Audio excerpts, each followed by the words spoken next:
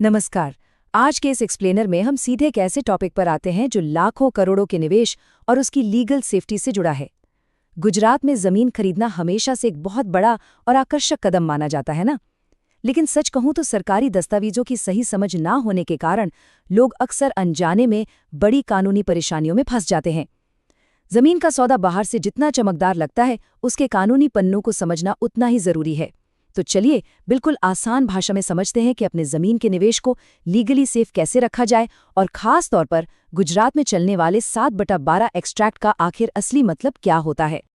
अब एक बार इस नंबर पर गौर कीजिए, 90%। सुनकर थोड़ी हैरानी होती है, पर सच यही है कि आज भी जमीन खरीदने वाले लगभग 90% निवेशकों को 7/12 का उतारा यानी 7/12 एक्सट्रैक्ट पढ़ना ही नहीं आता। सोचिए, ये कितना बड़ा नंबर है। इसका सीधा सा मतलब है कि ज्यादातर लोग बिना पूरी और सटीक जानकारी के ही इतने महंगे सौदे कर लेते हैं। अक्सर सिर्फ कागज पर किए गए साइन और मोहर देखकर भरोसा कर लिया जाता है, बिना ये समझे कि उन पन्नों के अंदर क्या लिखा है। और सच मानिए, सबसे बड़ी समस्या की शुरुआत यहीं से होती है। और यही नॉलेज का अभाव बन जाता है एक खतरनाक लीगल लैंड फ्रॉड ट्रैप। जब हम इस सबसे बेसिक दस्तावेज को पढ़ने और समझने से चूक जाते हैं, तो भारी कानूनी विवादों और झूठे दामों का शिकार होने के चांसेस कई गुना बढ़ जाते हैं। सोचिए, सालों बाद पता चले कि जिस प्रॉपर्टी पर इतना पैसा लगाया, उस पर तो पहले से किसी और का कानूनी हक है, या फिर उसकी खरीदो फरोख्त पर रोक लगी हुई थी। इसीलिए इस कानूनी जाल से बचने के लिए जमीन के कागजात की बिल्कुल क्लियर और पक्की समझ होना लिटरली बहुत जरूरी है। गुजरात के लैंड रेवेन्यू सिस्टम को देखें तो यहाँ कुल मिलाकर 18 अलग अलग लैंड रजिस्टर्स मेंटेन किए जाते हैं। 18 रजिस्टर्स सुनने में थोड़ा इंटिमिडेटिंग लगता है ना? एक आम इंसान को लग सकता है कि ये सरकारी सिस्टम बहुत कठिन और उलझा हुआ है। आखिर इन 18 रजिस्टर्स की भीड़ में काम की जानकारी कहाँ ढूंढे? लेकिन टेंशन की बिल्कुल बात नहीं है। भले ही 18 रजिस्टर है, पर हमें सिर्फ कुछ खास फॉर्म्स को ही समझना है जो जमीन खरीदने के लिए सबसे इंपॉर्टेंट होते हैं। तो आइए इन मुख्य रजिस्टर्स को एक एक करके काफी आसानी से डिकोड करते हैं। सबसे पहले बात करते हैं विलेज फॉर्म नंबर 7 की। इसे जमीन का आइडेंटिटी डॉक्यूमेंट यानी आधार कार्ड जैसा समझ लीजिए। यही वो दस्तावेज है जो कानूनी तौर पर पूरी दुनिया को बताता है कि किसी खास जमीन का असली मालिक आखिर है कौन। एक इन्वेस्टर के रूप में सबसे पहला सवाल यही दिमाग में आता है ना कि जिस जमीन को खरीदा जा रहा है, कानून की नज़रों में उसका हकदार कौन है। फॉर्म नंबर 7 इस सवाल का बिल्कुल प्रामाणिक सरकारी जवाब देता है। इसे पढ़कर ट्रू ओनर की पहचान सेकंडों में की जा सकती है। अगर इस फॉर्म 7 के अंदर थोड़ा झांक कर देखें तो ये फॉर्म सिर्फ ओनर का नाम नहीं बताता, इसमें दो और बहुत जरूरी बातें छिपी होती हैं। पहला, क्या इस जमीन पर किसी बैंक का लोन या कोई और बोझ है जिसे हम एनकम्ब्रेंस कहते हैं। और दूसरा, इस जमीन की एकदम प्रिसाइज बाउंड्रीज यानी सीमाएं कहाँ तक हैं। अगर प्रॉपर्टी पर पहले से कोई उधारी चल रही है या उसे गिरवी रखा गया है, तो फॉर्म 7 बिल्कुल शीशे की तरह सब क्लियर कर देता है। इससे आगे आने वाले किसी भी फाइनेंशियल या लीगल विवाद से आसानी से बचा जा सकता है। पहचान कंफर्म होने के बाद एंट्री होती है दूसरे सबसे इम्पॉर्टेंट दस्तावेज की, विलेज फॉर्म नंबर 12। देखिए, अगर फॉर्म 7 जमीन की पहचान है, तो फॉर्म 12 उसका क्लासिफिकेशन है। ये दस्तावेज एकदम क्लियर करता है कि जमीन का कानूनी और भौतिक रूप यानी फिजिकल एंड लीगल नेचर कैसा है। जमीन वास्तव में किस काम के लिए इस्तेमाल हो सकती है और सरकारी खाते में वो किस कैटेगरी में आती है, ये सारी अहम डिटेल्स फॉर्म 12 में ही मिलती हैं। इसको समझना फॉर्म 7 जितना ही बल्कि उससे भी ज्यादा महत्वपूर्ण है। इस फॉर्म 12 के अंदर बहुत छोटी छोटी पर बेहद जरूरी डिटेल्स होती हैं, जैसे क्या ये जमीन नवी शरत यानी न्यू टेन्योर की है या इस पर जुनी शरत यानी ओल्ड टेन्योर के रूल्स लगते हैं। क्या जमीन एग्रीकल्चरल है या फिर नॉन एग्रीकल्चरल। और सबसे बड़ी बात, कहीं ये जमीन पर किसी ट्रस्ट का हक तो नहीं या फिर ये प्योरली प्राइवेट ओनरशिप में है। ये सारी ऑफिशियल जानकारियां यहाँ दर्ज होती हैं। पैसा लगाने से पहले ये जानना 100% अनिवार्य है कि सरकारी नियमों के हिसाब से उस जमीन का प्रयोग आखिर किया किस काम के लिए जा सकता है।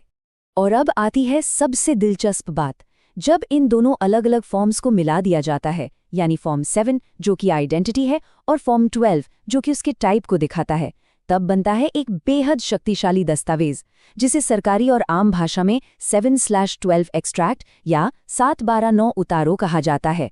ये एसेंशियली जमीन की पूरी कानूनी कुंडली है। जमीन के सरकारी मालिक से लेकर उस पर चल रहे लोन और एग्जैक्ट लीगल स्टेटस तक सब कुछ इस एक अकेले एक्सट्रैक्ट में आसानी से पढ़ा और समझा जा सकता है। ये सच में एक गेम चेंजर डॉक्यूमेंट है। यहाँ एक बहुत कड़वा लेकिन बिल्कुल सच्चा रूल लिखा है, बिना 7/12 एक्सट्रैक्ट के जमीन की मार्केट में कोई वैल्यू नहीं है। अगर ये डॉक्यूमेंट नहीं है तो जमीन खरीदने का सोचना हवा में महल बनाने जैसा है। जमीन का कानूनी वजूद कंप्लीटली इस बात पर टिका है कि उसका सही सरकारी रिकॉर्ड मौजूद है या नहीं।